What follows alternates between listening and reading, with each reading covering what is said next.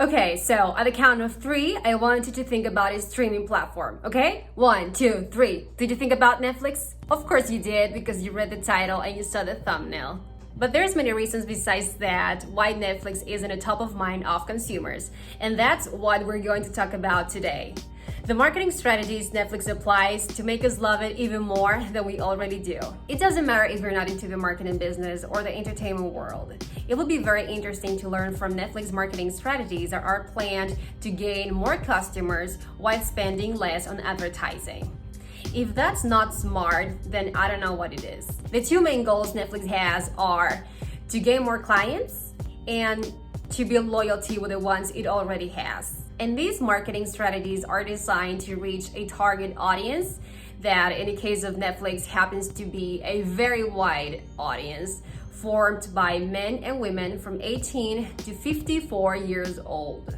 So we can say Netflix has a very wide and diverse reach, which may sound like a very hard task to reach everybody, knowing that the audience is formed by people of such distant ages and very diverse interests. The key here is personalization. Netflix has enough content to offer to fit everyone's taste, from horror movies to teenage romantic series to documentaries. Netflix homepage with the movie suggestions will adapt depending on the user's taste.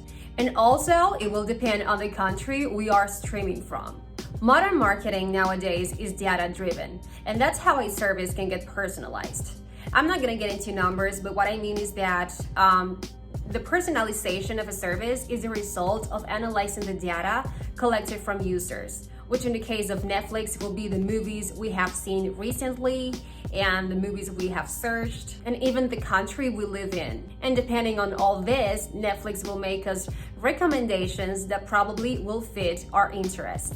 Another nice feature Netflix has is the option to add different channels to the same account. This is so valuable for consumers because I just love it so much that I can leave my series there without remembering exactly the episode and the time I left it. And this is very valuable for consumers. Aligned with this whole strategy from the user experience, there is also the digital marketing Netflix applies, specifically the content made on social media, which happens to be so clever and fun and smart at the same time. Netflix is a brand that has dared to talk to its audience in a very unconventional way, breaking any kind of formality and talking to us just like a friend. A very humoristic friend. I know you can say we have seen this before. We have seen brands being funny and daring to be more informal, but actually not so much and not all the time. Like it has happened in very specific campaigns, and it's not like every brand has done it. Not all brands have taken this step on communication because it means a risk. Using humor as your main characteristic in your communication with your audience and followers, yes, it will catch everyone's attention for sure, but if something goes wrong, it can leave a permanent negative impact on your brand. But if it's done right, the result will be the strongest engagement a brand will ever have. And yes, you guessed it, Netflix has done it just right. Let's see some examples on social media.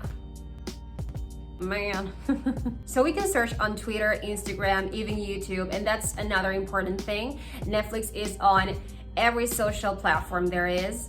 That's very important because users don't have to jump from one platform to another to find them. The less clicks a user has to make, the better. So, for example, on Instagram, there is this meme with the girls from Thunderstorm, and it says, and it's about naming an iconic duo. So the first one is Nicki Minaj and a future coming to save any songs. And the next one, cheese and bacon coming to save my salad. That's so true. Then we have this one, which I loved so much. Nobody wants to be saved by someone named Emily. And then there's Emily from Emily in Paris, like. Then we have Beth Harmon from The Queen's Gambit. And, you know, she plays chess, right? She's playing whatever, you know, she's playing Jenga or hippopotamus with, I don't know what that was, but I remember it. So yeah, that's what I'm talking about. It's all about, you know, having this connection with your audience to add more value to this relationship that you are actually building with them. Or in this case, the brand is building with us. It's not that I own a business like Netflix. It's about making promotion and publicity without making it feel like a promotion or publicity content. That's the key. And this is what I'm talking about. Engagement is so important because it is like when you build a relationship with your customers. They don't only love you because of the quality of your service or your products, but because there's something else. They actually love your brand. And that's another term, a love brand. We're not going to talk about that right now. Like when the moment of choosing between Netflix and one of other competitors in the market arrives, users will think it twice.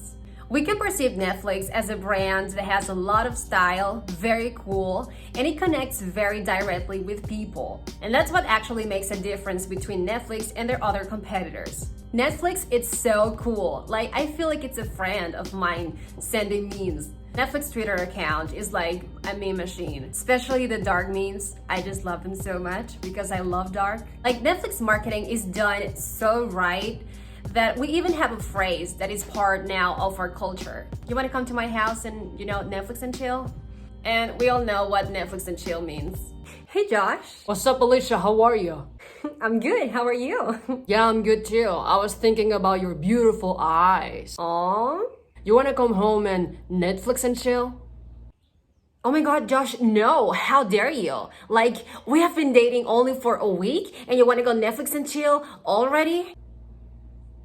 I'm so sorry. I'm not that kind of girl. We need to slow down things here. Yeah. That's free publicity. Like, nobody says like come to my house and let's Amazon Prime and chill. No, that's not even a thing. So I think the two main conclusions here are that personalized service is always the best option for companies. The more personalized your message is, the more attention the user will pay. And personalization, like I said, it is the result of analyzing data. That's why it's so important to pay attention to the numbers. And second is to think out of the box. Years ago, it was really hard and totally uncommon to see a brand talking this way, the way Netflix does. And I think it's a step forward that Netflix has made into brand communication. And I think definitely that's one of the things that makes Netflix so original. Breaking that barrier of formality between the brand and the user. Of course, always being respectful, but daring to be fun and creative, because sometimes that's the golden ticket that you need to just be outstanding. So I hope you guys like this video. I don't know if you noticed, but I have red lips and a black t-shirt just like the colors of Netflix. It was a pleasure talking to you. This was Market Tacting. See you on next video. Bye! Woo!